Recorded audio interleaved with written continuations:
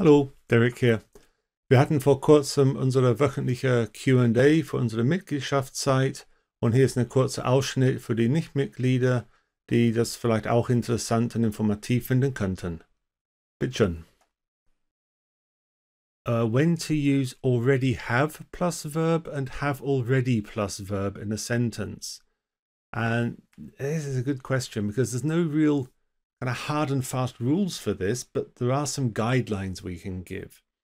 So, for instance, in perfect aspects, as in, say, present perfect, I have been or I have eaten, you would say, I have already eaten breakfast.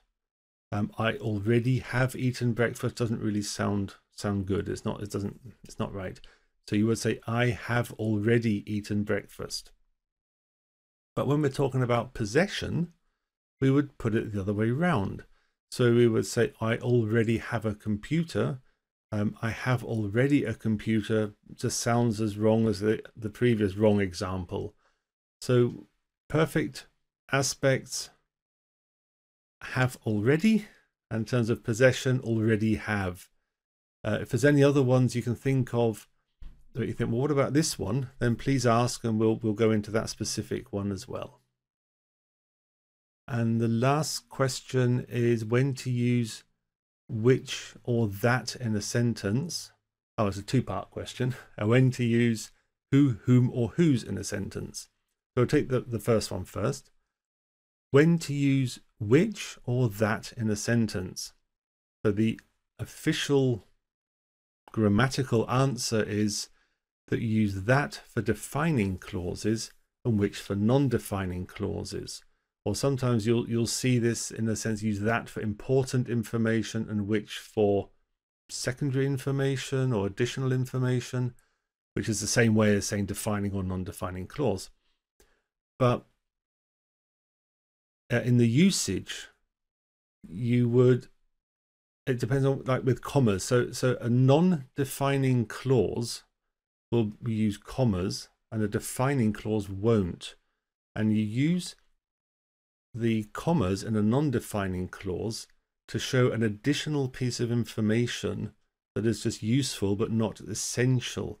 And this is like where you get a little bit of a reminder for this, as if you think of which sounds a bit like sandwich, and so the extra bit of information is sandwiched in between the sentence.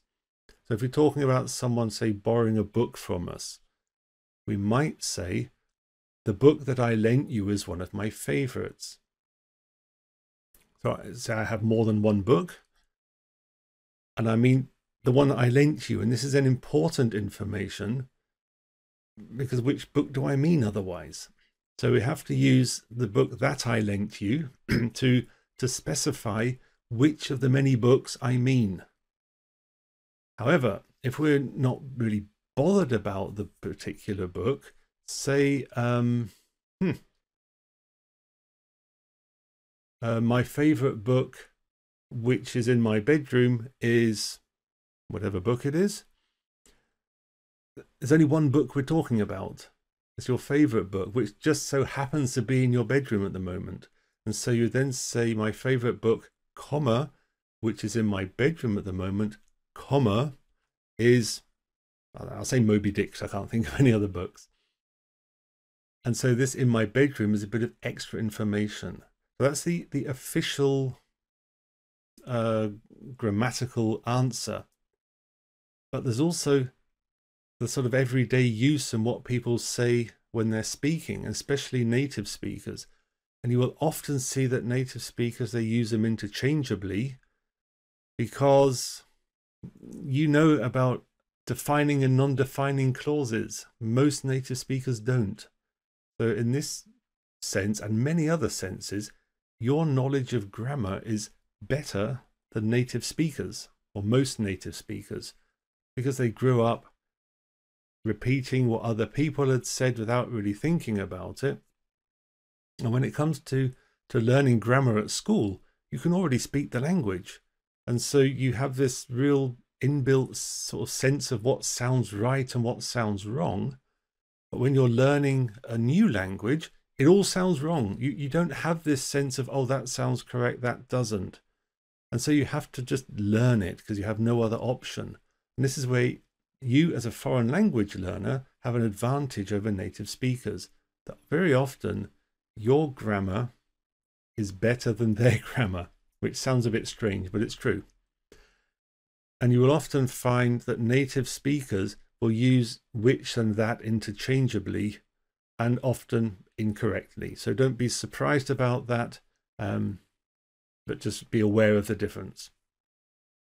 So, and the last part of this was when to use who, whom, and whose in a sentence.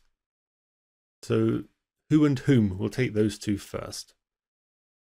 You will see in answers to this, talking about all the subject and the object, and it confuses people. I mean, who is the subject, whom is the object? But that doesn't really help you necessarily.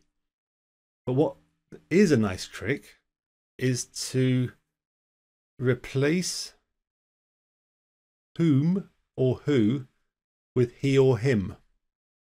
And if you can replace the word with him, the M at the end matches the M at the end of whom. So you could say, to whom did you give the book? Horrible sentence. I gave it to him.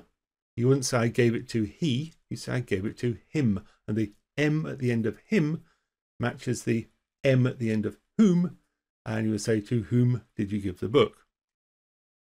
And if you can replace it with a he, so he has the book, you say, who has the book? And this M or not M, when you use he or him, tells you whether to use who or whom. Having said that, even more than the previous question about which and that, most native speakers get it wrong and completely ignore the word whom, as it does have this slightly, as we say, old-fashioned, archaic sound to it when we speak it today. English is an evolving language. It's not static.